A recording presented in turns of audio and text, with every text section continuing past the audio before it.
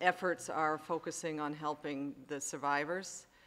The survivors we have determined who are all Eritreans. We talked to a colleague who is working on the island of Lampedusa this morning, who reported that there are 155 survivors.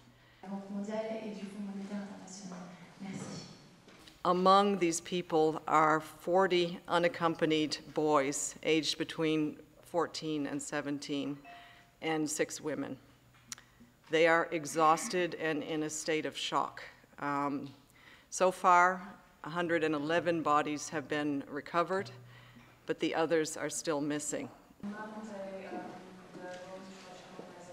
Those who died or those still missing, presumed dead, either could not swim or were trapped in the bottom, the lower deck of the boat where they were, from reports, crammed. This was a boat carrying far too many people, and there were 2 decks, and in the lower deck people were very much crammed, and we assume that because of the suddenness of the accident, they were unable to get out. When they approached the Italian coast yesterday, their engine stopped. They, disturbingly, had been hoped to be seen earlier and rescued. They reported that fishing boats that they tried to call their attention to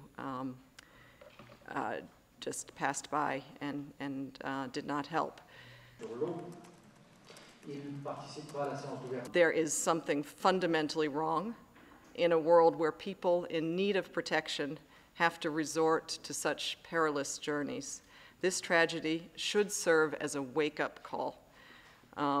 More effective international cooperation is required, including a crackdown on traffickers and smugglers, while at the same time protecting their victims.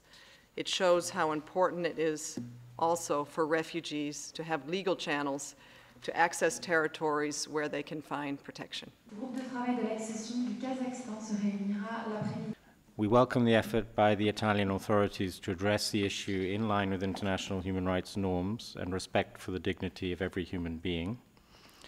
In particular, we welcome the day of mourning declared by the government today and the minute of silence that will be held in all Italian schools today. This is significant. It makes a big and very welcome change of attitude, it marks a big and very welcome change of attitude on the part of the Italian authorities. To bring the total to 150